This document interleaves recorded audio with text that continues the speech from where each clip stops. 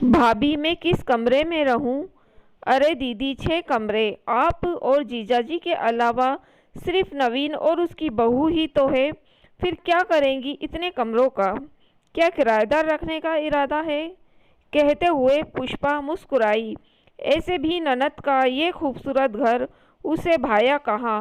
आज तक अपने घर पर बहुत गुमान था। आज ननद का अपने से भी घर से सुंदर और आलीशान घर देखकर जलन से थोड़ी कड़वी सी हो गई थी पुष्पा। भाभी की बात सुन मुग्धा जी मुस्कुराई, फिर बोली, भाभी और मेरी 2 बेटियां, ये उनका भी तो घर है। क्या हुआ कि उन्हें ब्याह दिया है? फिर भी उन दोनों के लिए भी उनके कमरे बनवाए हैं। आइए दिखाती हूँ।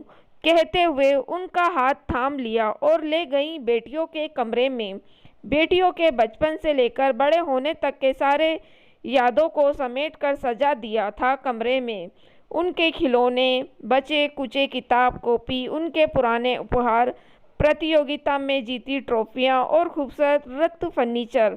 बेटियों के पसंद के हिसाब से दोनों कमरे अलग अलग बहुत खूबसूरत थे। यहाँ तक दोनों के पसंद के कलर थीम थी। भाभी कल दोनों बेटियां आ रही हैं। मैं तो बहुत खुश हूँ ये सोचकर कि दोनों अपने कमरे को देखकर कितना खुश होंगी और बड़े अरमान बिना ये पूछे कि भाभी मैं कहाँ सो जाऊँ, आराम से जब तक मन होगा अपने कमरे में रहेंगी और ना ही बहू को अपना कमरा देना होगा उन्हें। मुग्धा जी की बात सुन पुष्पा की आंखें झुक गई, थोड़ी असहज हो गई, फिर खुद को संभालते हुए बोली, ठीक है दीदी चलती हूँ। अब तो गृह प्रवेश के दिन आऊंगी, उस दिन सबसे मुलाकात होगी। हाँ भाभी, भाई को कहना अगर समय मिले तो आज शाम तक आ जाते, कुछ बात करनी है गृह प्रवेश के बारे में उनसे। भाभी को दरवाजे तक विदा कर बाहर से अपने खूबसूरत घर को देख आंखों में खुशी के आंसू छल छला से गए।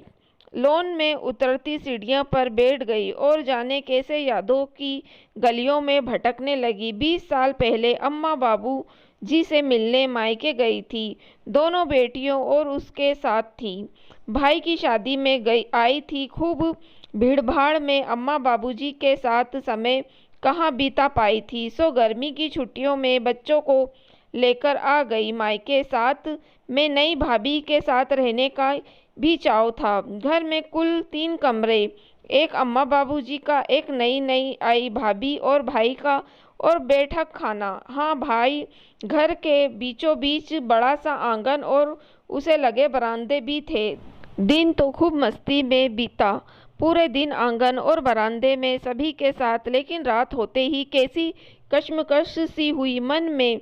खाना पीना खाने के बाद बच्चों को नींद आने लगी तो ध्यान आया बच्चों को सुलाए कहाँ। बैठक खाने में भी गांव के पंडित जी ने डेरा जमा रखा था। 2 दिनों से उनका कोई रिश्तेदार बीमार था, सो आए थे देखने। आज मुग्धा हैरान और विस्मित थी।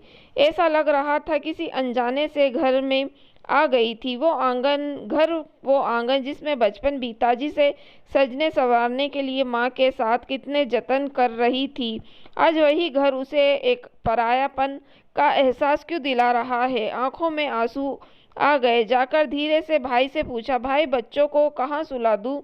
ये शब्द बड़े मुश्किल से निकले। ऐसा लग रहा था जैसे अभी गला फट सा जाएगा अगर जोर से ना रोई तो। बस एक नज़र भाई से मिलाया तो दोनों की आंखें झुक गई। अरे दीदी कमरे में सुला दो, बच्चे को वहीं सो जाओ। मेरा मतलब तुम्हारे कमरे में ही। पुष्पा देखो तो बच्चों को नींद आ रही है, बिस्तर पर सुला दो ले जाकर।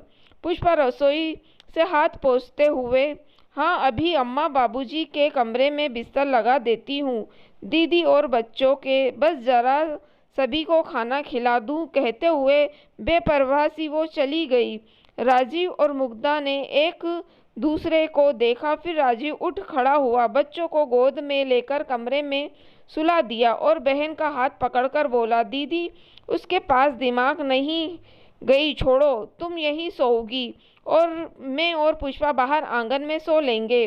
भाई का हाथ पकड़ मुग्धा बोली, मेरे पगले भैया नई दुल्हन को बाहर आंगन में सुलाएगा। बुद्धू कहीं का, मैं सच अम्मा बाबूजी के कमरे में सो लूंगी और अच्छा है ना, उसी बहाने थोड़ा और नजदीक रह लूंगी। तू चाहे तो तीनों बच्चों में से किसी एक को सुला ले अपने पास, दो के साथ में आराम से सो लूंगी, कहते हुए भाई का माथा सहला दिया।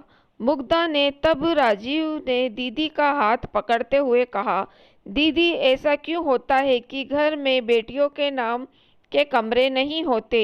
होना चाहिए ना। जिस घर में आपका बचपन बीता वहाँ आपको पूछना पड़ रहा है कि आप कहाँ सोएंगी। कहते हुए भाई राजीव के आंखों के कोर गीले हो गए और आंखें लाल।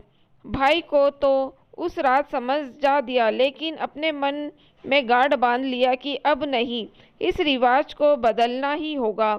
अब मायके में बेटियों का स्थान रखना होगा। ब्याह का मतलब उनके अस्तित्व की समाप्ति तो नहीं है। मायके में अभी उन्हीं यादों के गलियारे में भटकाव हो रहा था कि किसी के ने कंधे पर हाथ रखा। शायद उसी स्पर्श की तलाश भी कर रहा था मुग्धा जी का मन। भाई तुम अभी इस दोपहर में, मैंने तो पुष्पा से शाम के लिए बोला था। दीदी पता नहीं क्यों लगा जैसे आप मुझे बुला रही हो। याद कर रही थी ना मुझे, सच कहना। हाँ भाई, बस तुझे ही याद कर रही थी। अच्छा आना, देख तेरे मन की बात पूरी की है मैंने, कहते हुए बेटियों के कमरे में ले गई। दोनों कमरे दिखाने के बाद पूछा, बोल अब तेरी शिकायत नहीं है ना कि मायके में बेटियों के लिए कमरे क्यों नहीं बनाए जाते? देख तेरी भांजियों के लिए बनाया है मैंने कमरा, जो सिर्फ और सिर्फ उनका होगा, जीवन पर्याप्त। उन्हें किसी से नहीं पूछना होगा कि भाभी मैं कहाँ रहूं। राजीव और मुग्धा दोनों के आंखों में आंसू थे। राजीव मुग्धा के गले लग गया, फिर बोले, दीदी आपको मायके में बहुत तकलीफ मिली, माफ कर दो हमें। काश पहले के पीढ़ियों ने बेटियों के लिए दिल के साथ घर की भी जगह बनाते। मुग्धा की आंखों में आंसू थे। भाई का सिर सहलाकर बोली, बूढ़ा होने चला तू, अब कब तक ऐसे छोटे बच्चों सा रोएगा और मुझे रुलाएगा? चल उठ, बता क्या क्या करना होगा गृह प्रवेश के लिए, और मेहमानों के लिस्ट लिखा दे। कहते हुए भाई के साथ मुस्कुराती हुई घर के अंदर चली गई। घर जिसमें बेटे के साथ बेटियों के लिए भी सम्मान के साथ जगह थी। दोस्तों अगर आपको कहानी पसंद आई हो तो आप मेरे चैनल को सब्सक्राइब ज़रूर कीजिएगा और मेरी वीडियो को लाइक और शेयर भी ज़रूर कीजिएगा। Thank you for watching.